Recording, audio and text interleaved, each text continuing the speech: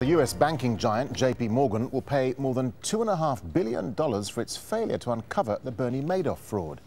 Madoff was sentenced to 150 years in prison for swindling thousands of investors out of billions of dollars in what is considered the largest financial fraud in US history.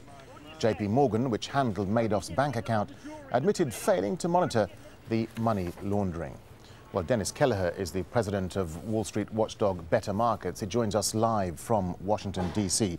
Dennis Kelleher, $2 billion seems like a very small fine for JPMorgan compared to the billions of dollars that Bernard Madoff swindled from investors. Is that really justice for the many people who lost all their life savings, do you think?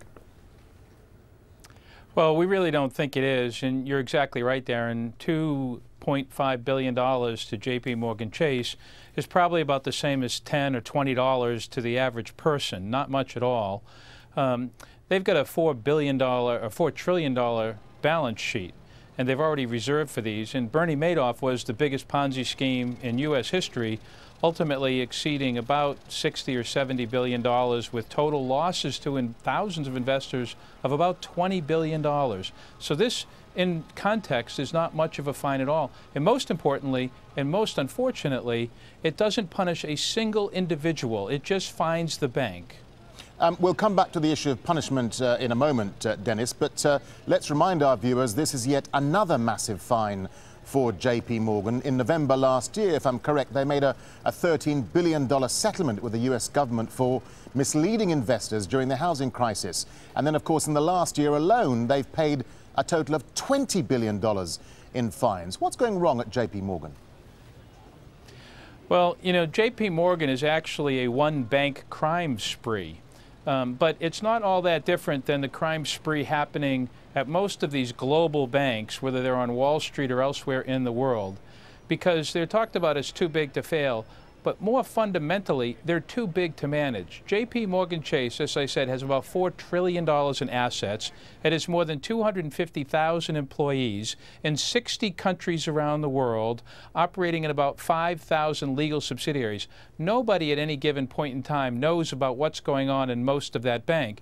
And this case shows that because it was a complete breakdown of compliance and legal and risk evaluation. And the exact same thing happened in connection with the so-called London whale, and it happened in connection with their fraudulent activities selling subprime loans and mortgages, which total, just the fines and legal costs since 2009 have cost this bank $32 billion.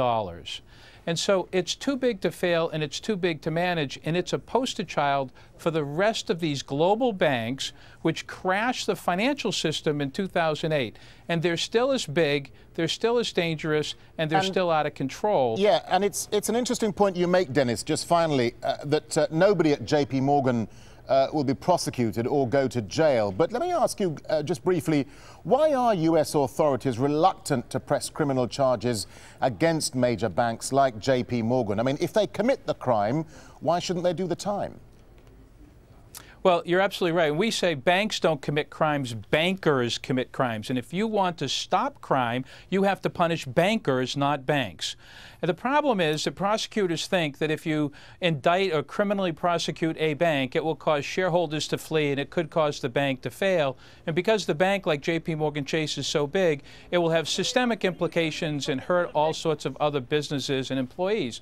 To which we say, then a condition of not prosecuting a bank like this bank under these circumstances is it should be required to be small enough so it can be prosecuted next time, and so that this excuse that they're too big to fail is gone. Because right now they're incentivized to become too big because they know prosecutors won't punish them like they should.